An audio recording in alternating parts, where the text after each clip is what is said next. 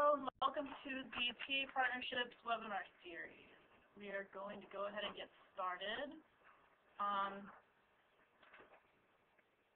This is the Sustaining a Commitment to System of Care Values webinar. And we are going to go over a few technical tips. If you have any technical difficulties at any time, you can press *0 to connect to an operator. You can dial 1-866-493-2825 to reach live meetings customer service. When we are going to mute all of the lines, and if you have any questions during the presentation or during the question and answer features, you can press *7 to unmute your line and *6 to remute your line.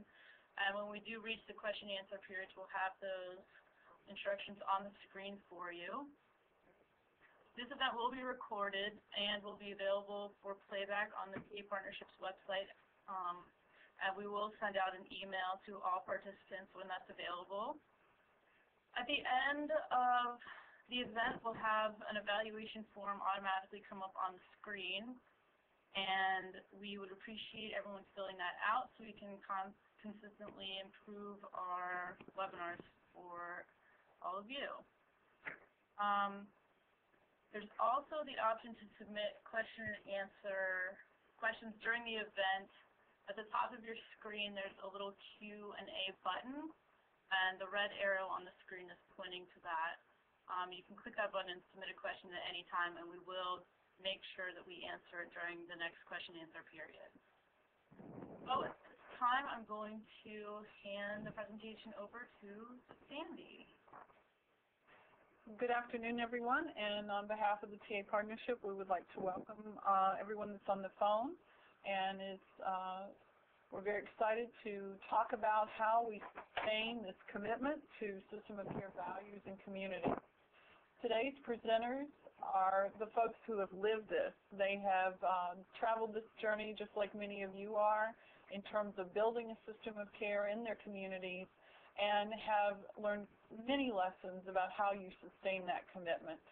Our presenters today are Joanne Lamb from the North Carolina Division of Social Services in Raleigh, where she's the Deputy Director. Gerald Huber from Human Services. He's the Director of Human Services at La Crosse County in Wisconsin. And Amy Petrilla. Amy is the Director of Public Policy and Advocacy for the Children's Board of Hillsborough County, which is located in Tampa, Florida. And I'll be facilitating the call on behalf of the TA Partnership. So once again, welcome everyone. Our webinar today will be covering several aspects. First, just a minute or two on the program background and history, and then implementing systems of care values, then the lessons learned from our communities, the outcomes and successes that they have all had, and then any questions that you might have for our presenters related to their lessons learned and their comments that they share with you. Okay, the next slide, a couple of slides give overview of the lessons learned from our systems of care, as well as the shared commitment to these core values. We've listed the 5 core values that are at the heart of system of care development, 1 being family-driven, 2 being youth-guided, 3 being culturally and linguistically competent in our services, in our programs, in our coordination, as well as our governance, and individualized community-based services as close to home for the child and the family as possible, and this whole interagency collaboration and partnership piece being the 5 core values. The System of Care grantee program has been in place for many years, and we have many communities that have shared in this journey of developing a system of care within their community. Beth Stroll, who's one of the leaders in the field related to systems of care, She and Bob Freeman had done an analysis of which communities have sustained and which pieces of the community work have sustained over the last decade or more. And Beth has shared some of those outcomes with various audiences, but we thought it would be important to provide you with 2 slides that highlight the implications for system of care development in terms of sustainability. The first is a need for greater focus on maintaining supportive services such as flexible funding, respite care, family support, mentoring. The second being greater attention to increasing service capacity. The third is increased emphasis on maintaining principles at the system level like family involvement, interagency coordination. The next is attending to the infrastructure elements in sustainability planning, like the real focal point for system management, evaluation capacity, and maintaining family organizations. Maximizing those factors that enhance sustainability, like nurturing state partnerships. Many of our communities have realized that if they can somehow become connected to the state and become part of a state integrated initiative, that they have more likely to sustain, or at least sustain features of the program that are most beneficial to children and families. Also using multiple sustainability strategies. There's no one best fit for every community, multiple strategies in terms of looking at how to sustain. And then using those lessons learned to address those consistent challenges and pitfalls as we all see them happen. What we want to do is start with one of our presenters today from North Carolina, who will talk to us about how North Carolina has sustained within the child welfare system their reform initiatives and thus have improved outcomes for children and families. Joanne, are you there? Hi. Joanne, you can press *7 to unmute your line.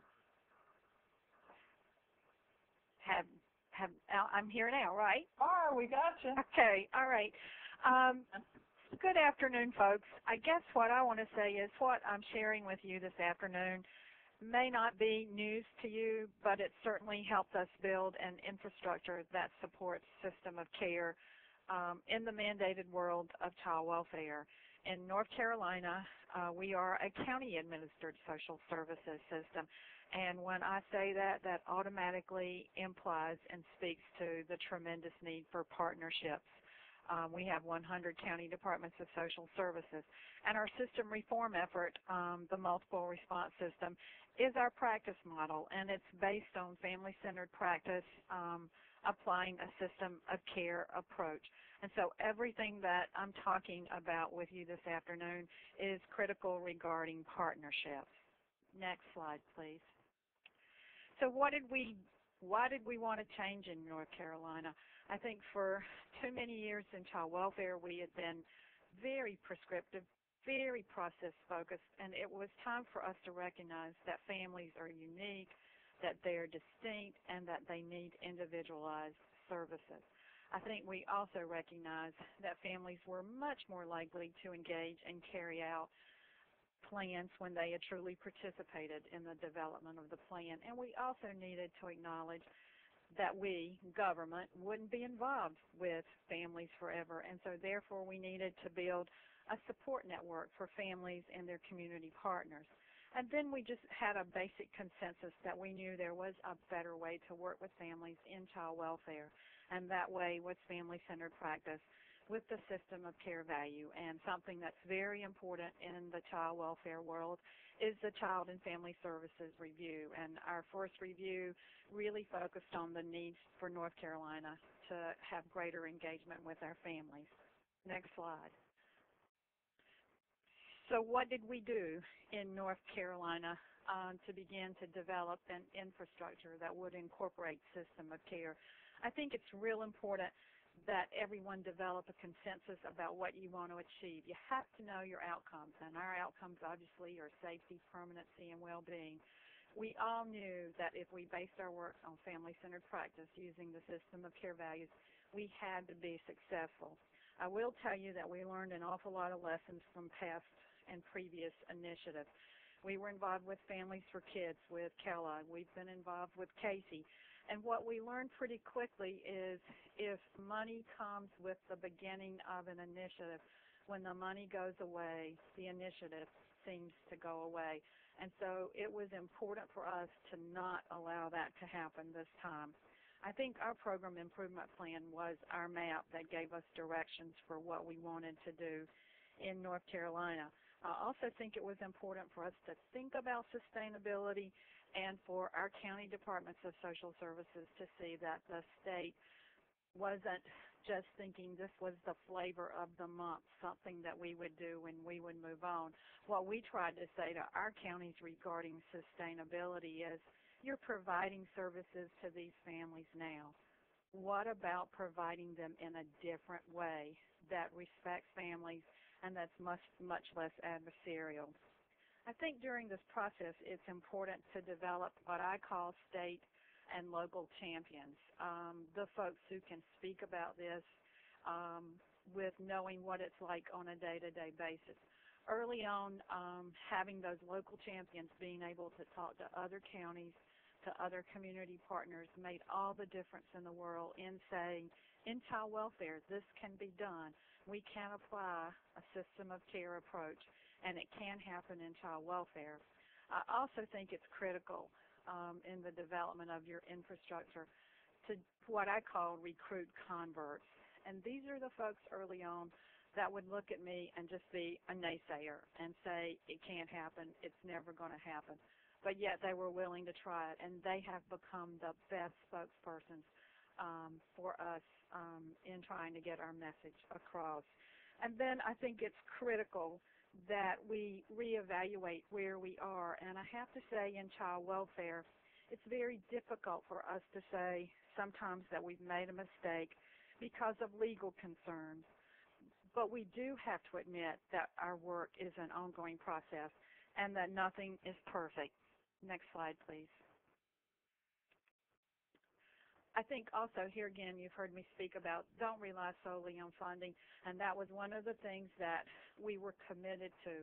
We were not going to say that we had to have funding to make this happen. Now, we knew to be successful as we moved along that would be critical, but we didn't want to start off with always saying something needed money to make it happen. And also we began to talk about our system reform effort, our message to specific audiences. And I can tell you, when you speak of family-centered practice and system of care values, in the political world that I'm involved in, both political parties seem to like that message. It speaks to parents having power, and it also speaks to partnerships and being respectful.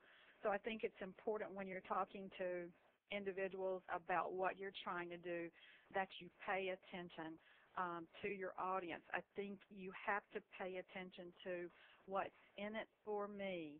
I need to know what's in it for me to listen, and for me to pay attention to what you're talking about. Next slide, please. The early strategies to develop the infrastructure was we took a look at ourselves, and I would say, you know, don't point out the flaws of other systems until you take a look at yourself. We truly involved frontline staff in asking them how would they want to develop their child welfare system. And I think when you ask that question, in my position, I had to be really willing to hear what they had to say and to consider what they had to say, because if I wasn't willing and I asked the question, they're able to see right through me if I wasn't sincere in actively engaging them. I think it was important early on. We had the counties to self-select who wanted to start working on this issue. Obviously, if you get more buy-in, they're invested. And for our county departments of social services, when we said you can help write child welfare policy that embraces family-centered practice and system of care principles, we had counties jumping up and down. I think it's important that the counties had a hands-on approach in policy development. I'd meet with them on a monthly basis, and they'd ask me a question. Is the state going to allow this? And I'd turn it around and go, okay, you tell me what works. What would you want to see happen? And so I think it's important for counties to have that hands-on approach. And therefore, our other counties couldn't argue that what we were doing was simply coming from the state office. And then here again, partnerships and collaboration. It's always important to bring your partners in during your developmental period, or else they'll look like an afterthought. Next slide, please. I also think it's important to begin to deliver your message, what you want to accomplish in a positive frame. For so many years, we had predicted doom and gloom if we didn't get funding, if this didn't happen. And what we realized is we got more bang for our buck by talking about what we wanted to do in a positive frame. Everybody wants to be a part of something that's positive. So I think you have to be strategic about who delivers your message and who you talk to. Another thing that we absolutely had to do, because we do not have all VSWs and MSWs working in our child welfare system, we had to completely retrain all our child welfare workforce in family-centered practice and system of care values. We were very fortunate in our state to receive system of care grant from ACF that helped certain counties to move this effort forward. And then I think it's real important. We can talk about things an awful lot, but you have to move from that philosophical discussion to practice. You must act. And so when I would meet with our counties once a month, I would say, okay, what can you get done by next month? Let's report on it. Let's see some action. It's sort of like, okay, what can you do by next week? And so we had to start walking the talk, because social workers tend to process an awful lot. And so I think it was important for us to begin to integrate this into our practice. And then as we moved along, if we recognized that we were making mistakes, then we correct them. Next slide, please. So what are the indicators that we believe we're solidifying our infrastructure? In state government in North Carolina, we don't get an awful lot of state positions being a county administered system. And we have made a commitment to designate certain permanent state staff to implement our system reform effort and system of care. That's what they wake up and do all day long. I think it's also important to make sure you have that true partnership. The other thing that I think is critical in knowing that you're beginning to solidify your infrastructure is when those champions leave, the system of reform remains. I worried about that early on when I wondered if it was the leadership of one specific person that was making a difference. And I realized when that person left, we were still in good shape. I know it's important to note that we have child and family teams in all our cases, and this is really our mechanism that really implements the system of care approach. All other child-serving agencies are moving towards child and family teams embracing system of care, and we all embrace the idea of one child, one team, one plan. How I know from child welfare that we're beginning to be successful in this is with our 2007 CFSR Family-Centered Practice and System of Care Values was noted as a strength in our review. Next slide, please. Another way that we knew we were beginning to solidify our infrastructure is we got tremendous support from our executive and legislative branches of government. Our legislative members now know about our message so well that they grab me in the hallways and go, now this MRS, let's talk about child and family teams. And I think our message is something that they understand. And so I think once they began to understand our message, once they saw that we were being successful, then that's when we began to get funding.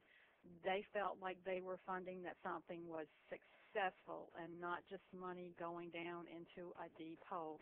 And we have been quite successful. Our caseloads have been lowered. We have facilitators for some child and family teams, not all the facilitators we need. We got money for extensive staff development training for our staff and for our community partners. The system of care grant that we got from ACF has made a tremendous difference in how we're moving this forward in our state. And then our division alone has decided that we need to walk the talk. And so all our employees receive training on family-centered practice and system of care values.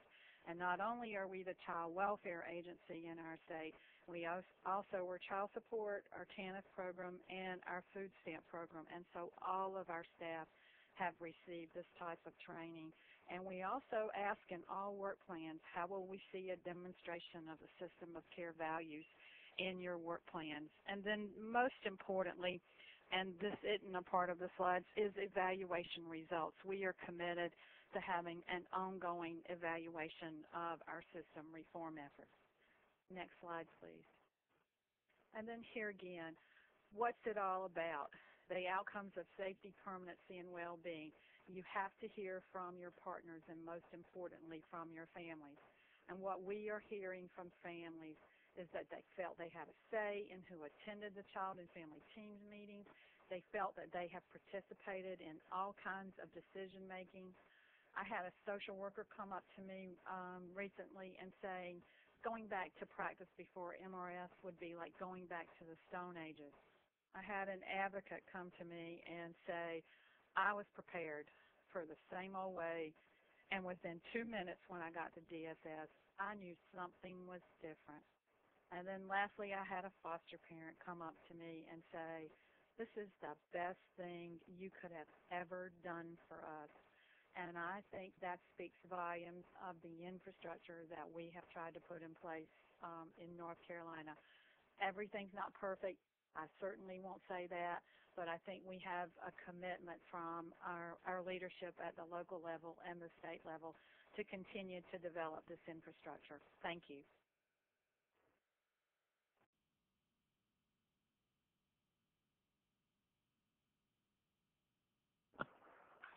Joanne, thank you so much for that. We now would like to entertain maybe any questions that folks might have for Joanne regarding the North Carolina experience. If you have a question, you can certainly press *7 on your phone to unmute your line, and we would be happy to entertain any questions at this point. Is there anyone that has one for Joanne?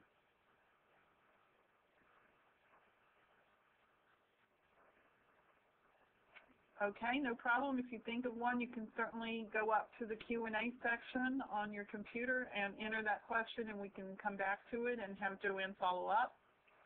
All right, we'll move to our next presenter, and that's Gerald Huber from La Crosse County, Wisconsin, and he's going to be sharing with us their Department of Social Services and their experience with their system of care development.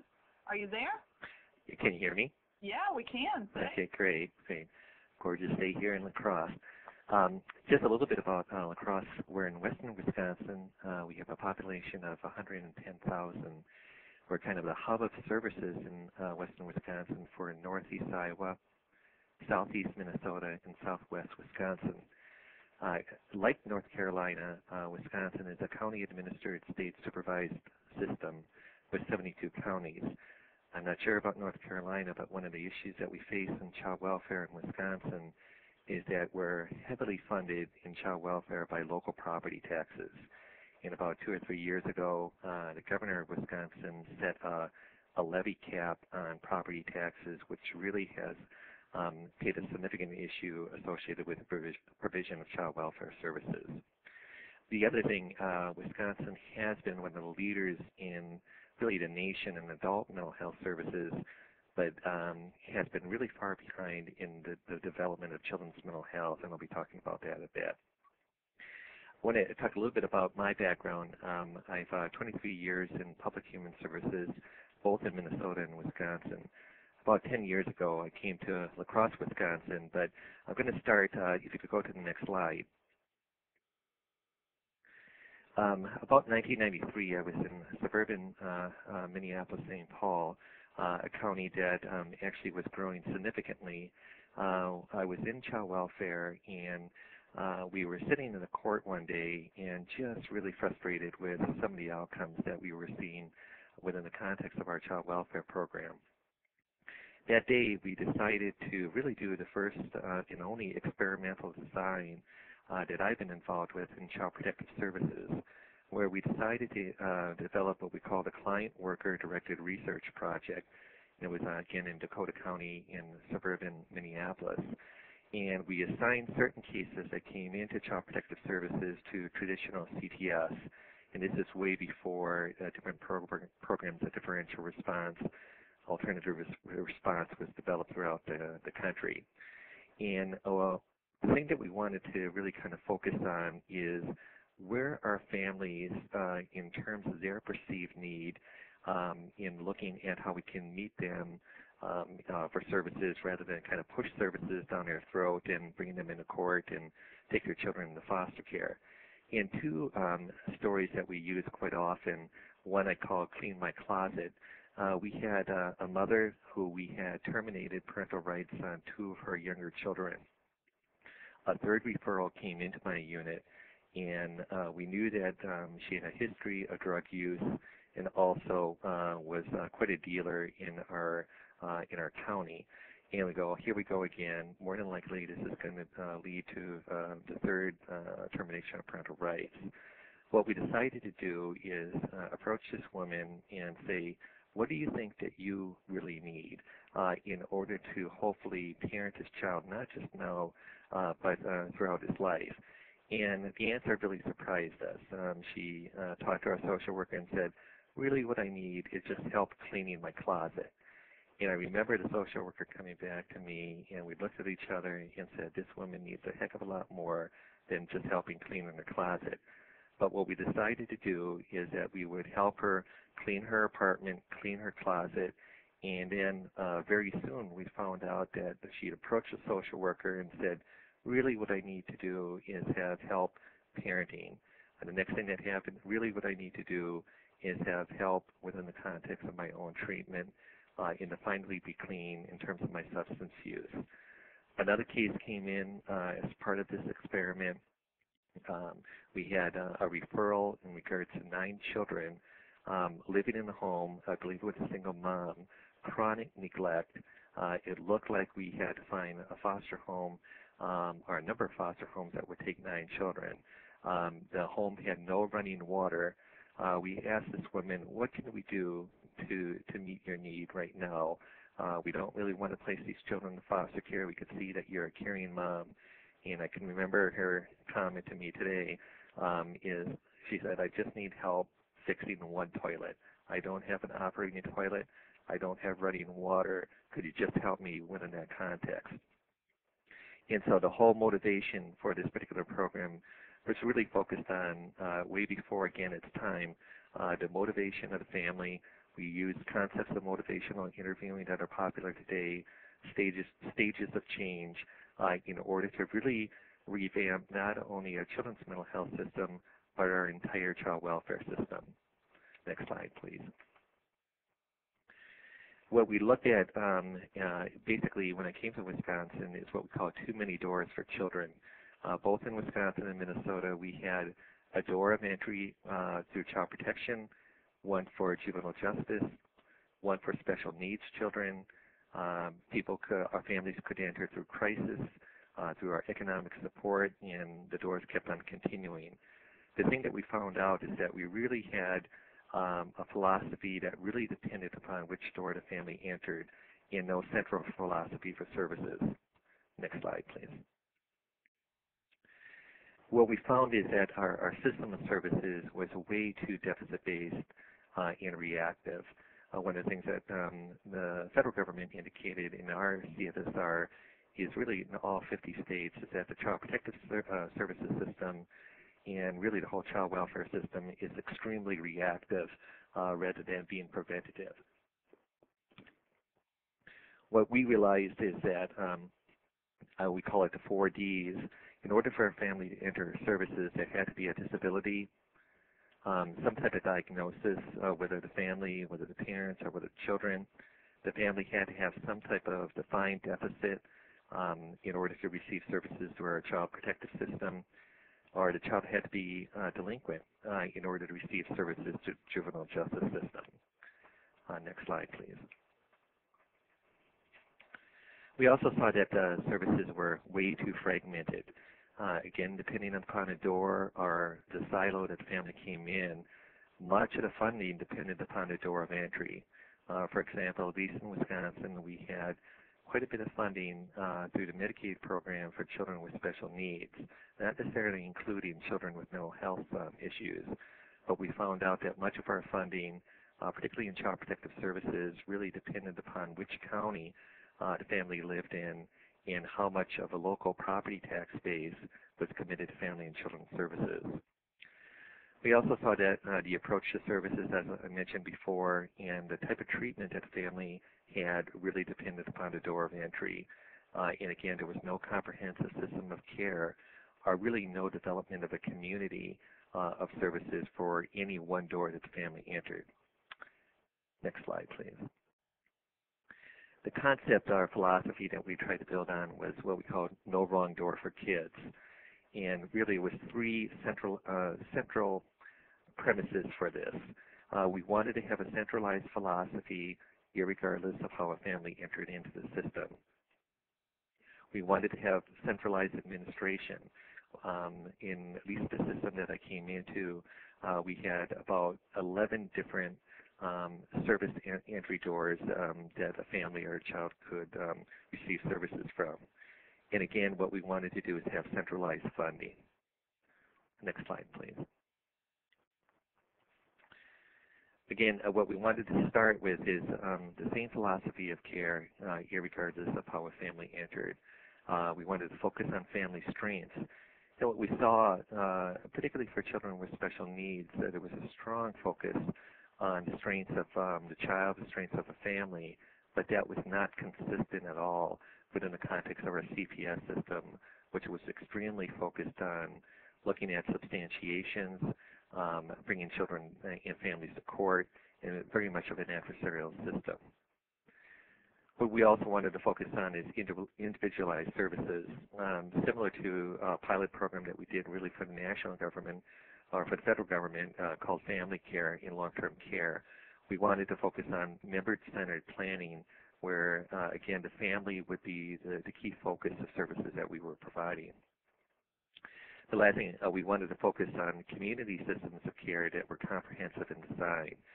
About a week ago, I was speaking to our legislature and I quoted an African proverb, it takes a village to raise a child.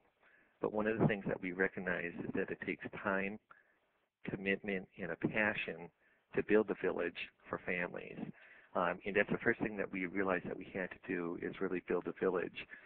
About 4 or 5 years ago, we formed what we call a family policy board. We took 50 key stakeholders, including judges, many different providers of service within the community, and kind of focused on what we call the 3 C's of collaboration. We realized that we needed to do much better in communicating what we were doing for family and children at a public level, but also between agencies. We wanted to coordinate a number of different initiatives that were happening at state and in the community, and we really wanted to collaborate and be proactive on legislation and policy impacting children and families. Excuse me. Next slide, please. The key thing that happened in 2000 is that we focused on a single point of entry. Again, getting rid of the many doors and creating no wrong door, and we decided that we have to focus that at the intake level. We took all of our family and children's services and put it under one administrative umbrella. We collapsed, I don't know how many different line items in the budget in terms of consolidated funding, and we developed what we call a continuum of services that was much more comprehensive. Just about a year ago, we came up with a philosophy based on some of the feedback with our CFSR that we need to focus on doing less for more and more for less. What we found out was that the federal definition of particularly child protective services was much more narrow than the state of Wisconsin's definition. And our definition here in La Crosse was much wider and much more comprehensive of child protective services than either the state or the federal level. So what we began to do is to take a look at a number of different states, what they had done with programs like differential response, alternative response, and we created a program that we call community response, the first generation, which we did about 3 or 4 years ago.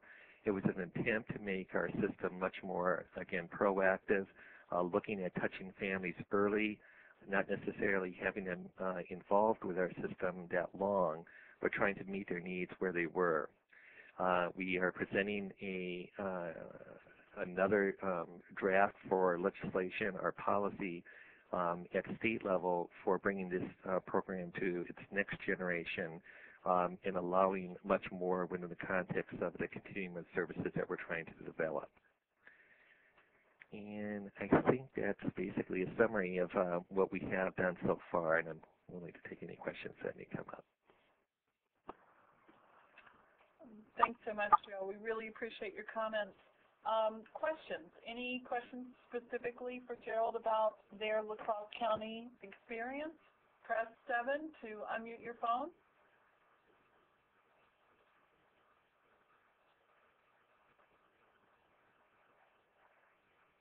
Okay, once again, if you do have a question that comes up, just go up to the Q&A section on your computer and on the screen and highlight it and enter that question, and we'll make sure we allow time to answer it at the end.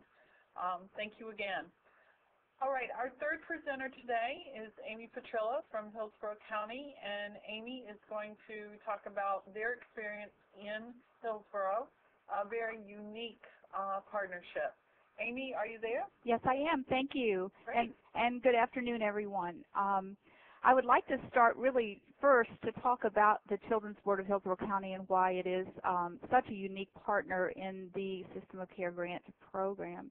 The Children's Board is an independent taxing district in the state of Florida, organized under state law, but brought into being by voter referendum in 1988, and we generate through our budget through our property taxes, and we have ad valorem taxing authority in our county. Our governing board is established also through statute, and as well as our taxing rate, which is 50 cents for every $1,000 of assessed value of all properties located within the county. And we have a county of about 1.3 million people at this point. Our budget for this coming year is $42 million. Our current mission is to build necessary conditions in Hillsborough County for all children to reach their full potential, and we do this through uniting community partners, investing in innovative opportunities, and in leading in best practices. It's the investment portion of the mission that led the Children's Board back in 1998 to apply to the Center for Mental Health Services for what became the Tampa-Hillsborough Integrated Network for Kids. Our board even then understood our community's needs, which are very similar to what you've heard from Joanne and Jerry, and they saw the opportunity to use our local funds, our local tax dollars, to draw in new revenue, federal revenue. So we began our grant in 1988. We completed it in 2005. And a couple of key things I wanted to let you know about that is that this really was the very first time the Children's Board had entered into such a large matching opportunity. And what we discovered is that there was a lot more work involved than anyone ever knew when we applied. But it was a supported effort by our governing board, which changed entirely during the 6.5, 7 years.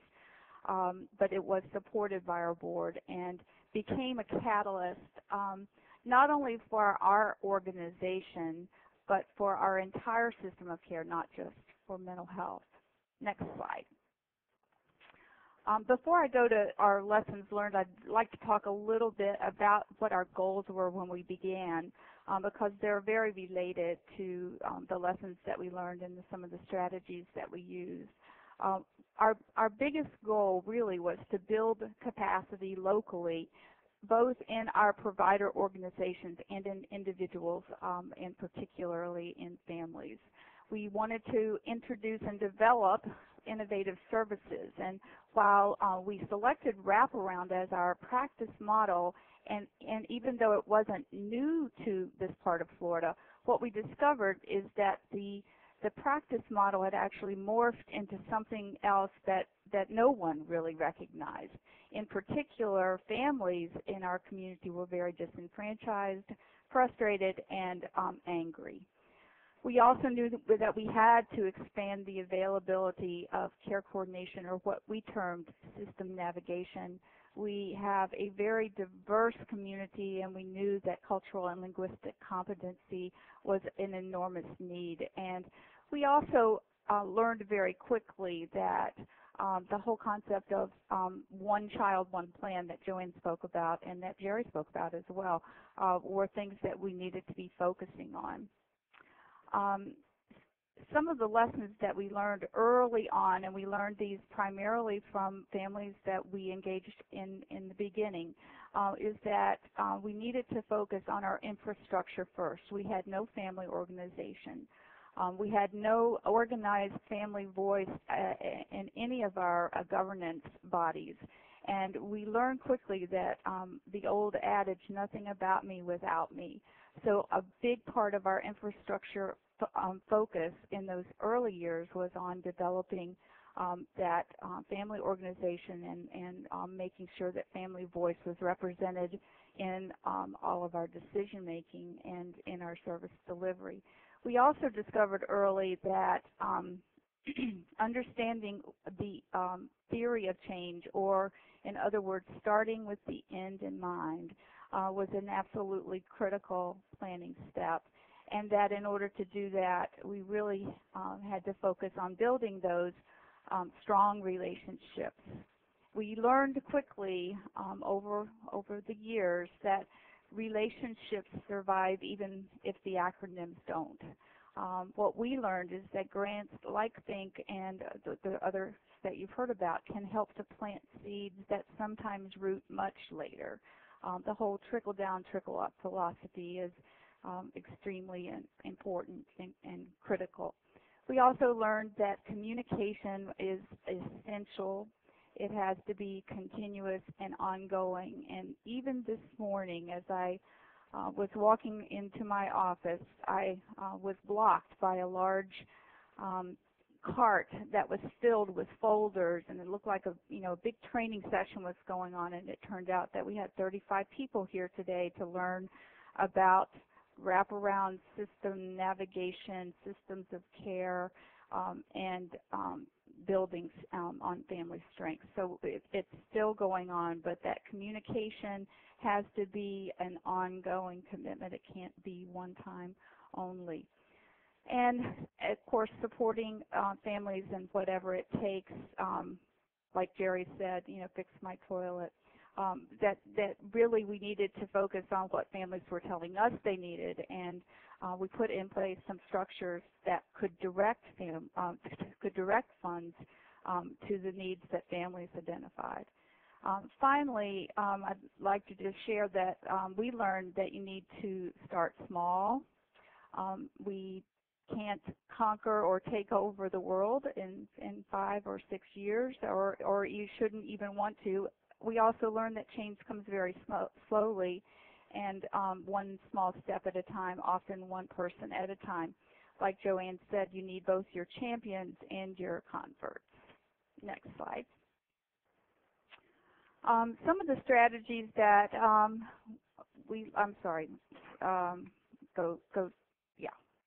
was on the wrong slide. What does it look like now, 3 years later, after our federal funding has ended? Our family organization is doing well. We have a universal access through our county hotline, and it has expanded specifically with our support to address early childhood concerns. We have system navigation or case management that has expanded from 4 to 30 organizations, 2 new support centers in neighborhoods that are actually governed and operated by community citizens. ongoing training in our system of care philosophy as a requirement, and then that was an incentive that we put into place of receiving flexible funds. We have a family-directed fund with 3 new investors and 2 new partners, child welfare as well as mental health and our schools, which equals $2 million at this point. Our social enterprise or sustainability efforts have had an enormous return on investment, about 391%, and that has been a very effective marketing strategy for us, because as we speak to government officials and other policymakers, it's the return on the investment that is the most salient and most marketable aspect of the work that we're doing. A couple of other things that are still in place. All of the staff, there were 6 staff who were funded through the Think grant are still employed here at the Children's Board, and some of us in different positions. We have an ombudsman who takes all of our citizen inquiries and connects people, that serves as a broker. We have families employed here, both in our flexible fund, administering that, as well as in our communications department. We've expanded our support for Youth Voice, and we have convened a whole bunch of different youth organizations under what we call the Hillsborough Youth Collaborative, including folks from the Mayor's Council and our Federation of Families. We've made a big investment in social enterprise. As I mentioned earlier, we have a partnership with the Rotary, and we operate a business plan competition every year that nonprofits can apply and build a business plan, and if they win, they get $30,000. They win $30,000 to implement that plan.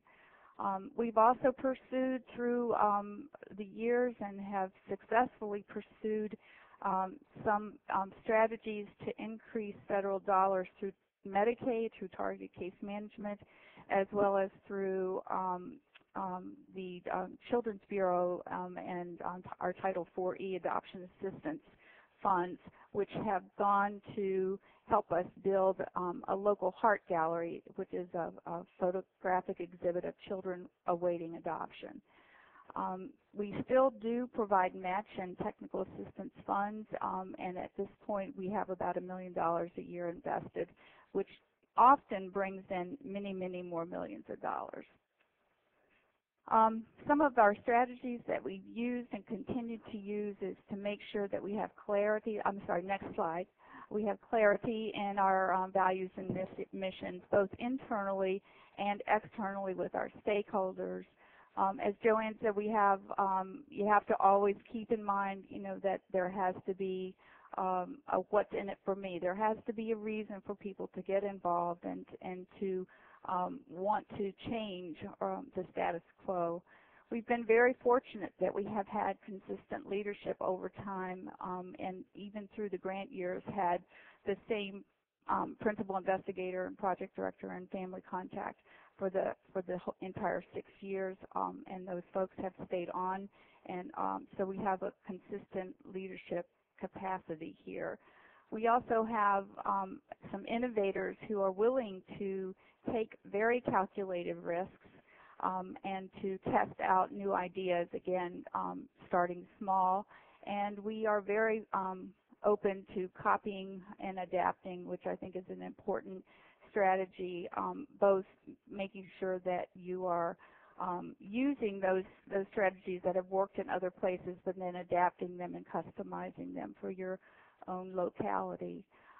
Learning to be realistic and be honest, again, you can't do everything, but you can at least begin to reach some very hefty goals, and being honest on what you can accomplish and what you can't in a given time.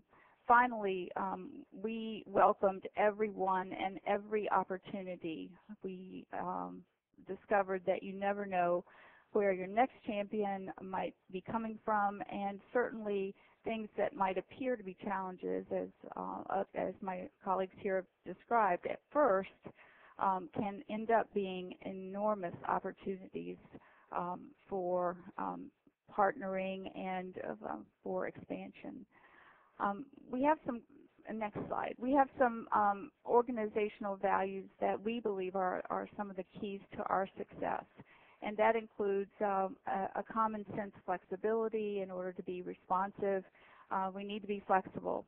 And we have a lot of emerging needs in our community, as I'm sure all of you do, and homelessness and families really falling into poverty for the first time. So we're really working hard to stay flexible. We've also developed an organizational culture of transparency and inclusiveness, constant feedback, collaboration, and teamwork. We are a small organization, so we have to work together. But each employee here, and we have around 60 employees, each and every employee has a clear line of sight. They know how what they do contributes to promoting a coordinated system of care in our community. We also partner with everyone as much as we can, and one of our latest partnerships is with our state attorney office because we've had a whole rash of domestic violence incidents in our community. So we work with multiple jurisdictions because we know that making a difference requires that we work together, that not everyone, we have the silo problem, and not everyone can control infant mortality. Not everyone can make a contribution, but that working together, people of influence and responsibility can make a difference. Our sustainable solutions are some things that we've worked on over a long period of time, and we define sustainability as that it meets a need, that it inspires hope, and it reflects the values. And those are the things that we believe government needs to do in order to be responsive. Finally, we know that we have to have a results focus. We always have to know where we're starting, where do we want to go, and most importantly, how we know that when you get there. Communicating those priorities while fostering creativity is the trick. And then, as I said earlier, transformative leadership. We believe that leadership has to provide a frame of reference that enables action, offering new ways to understand issues and maybe offering new processes that may not have been applied in the past, or new solutions that have not yet been considered. Thank you. Thank you, Amy. I really appreciate all of your comments. We would like to open the lines up again. Press *7 if you have a question for Amy related to her presentation. And now we'd also like to say if you have questions for any of the presenters, this would be a time to ask those. And then I'm going to take just a couple of minutes and reflect on some of the common lessons across all three sites that I heard. First of all, any questions for Amy?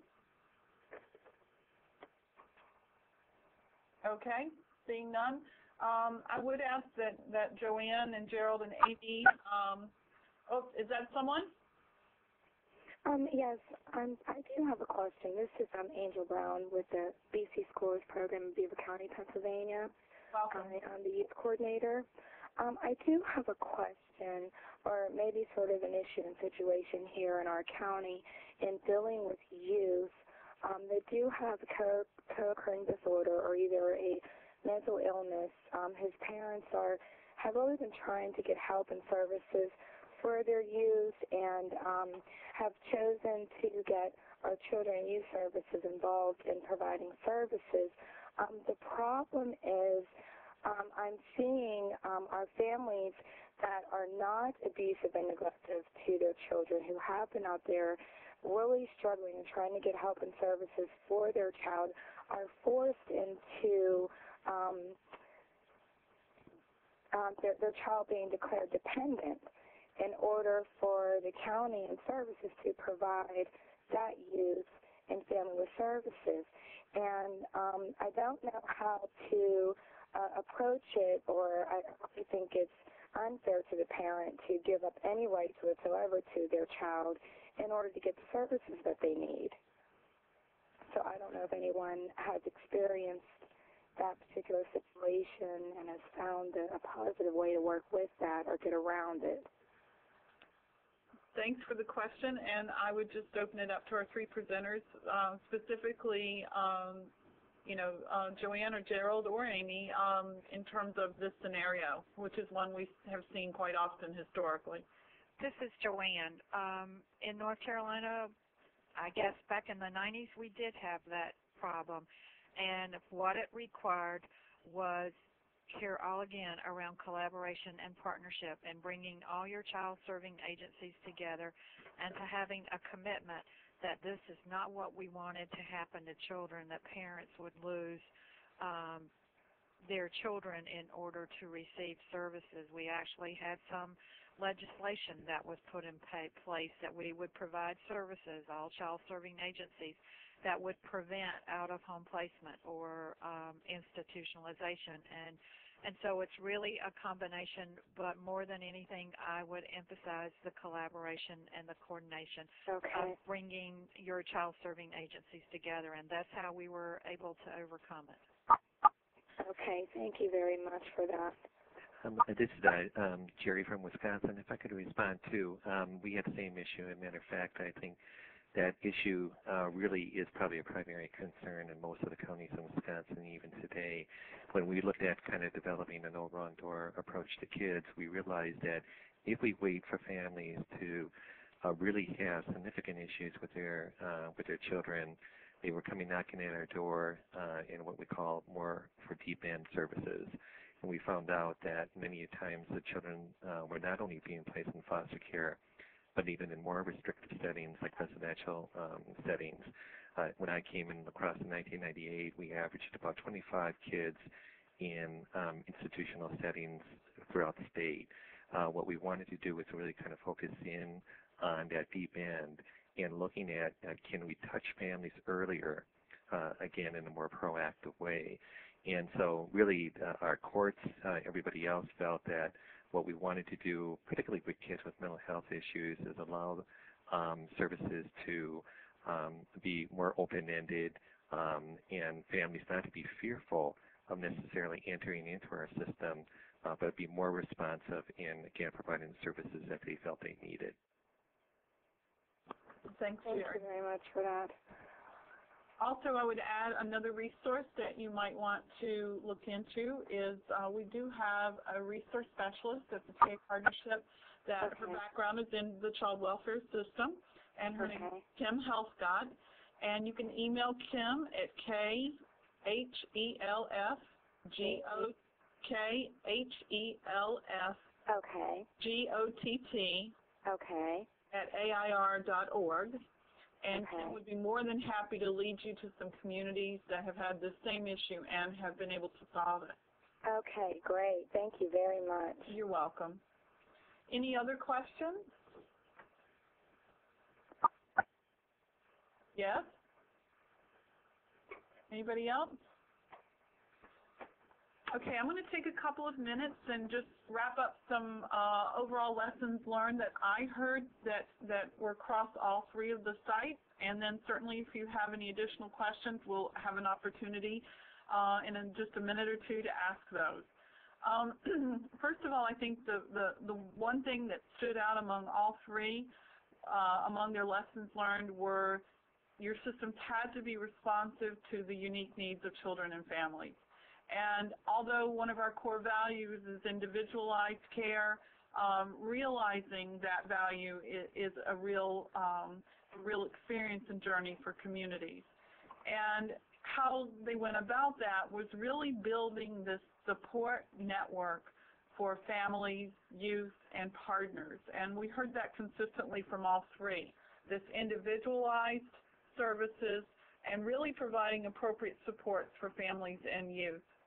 The next common theme that I heard from all three was really about the champions, that identifying key people, key leaders, but how important it is to not just rely on the champions without having the policy and infrastructure that's built into the system to sustain it even after those champions have left the initiative. And it varied from project to project, but whether it was a state tax base in Hillsborough County, or designating permanent staff positions to implement in North Carolina, or creating this single door of entry in Wisconsin.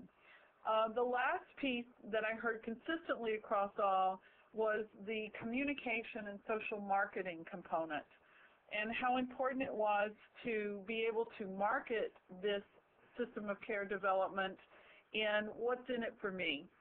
Really tailoring your messages to the audience that you're trying to engage, and the realization for folks that this allows them to work smarter and not harder, and that they truly can benefit from the outcomes of working this way.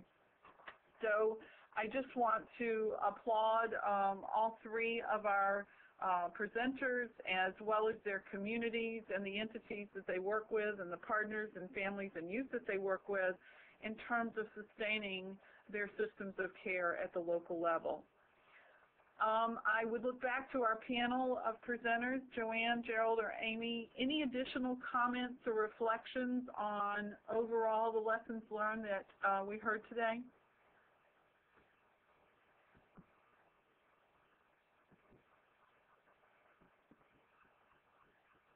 Okay. Any additional questions from the audience for any of our presenters?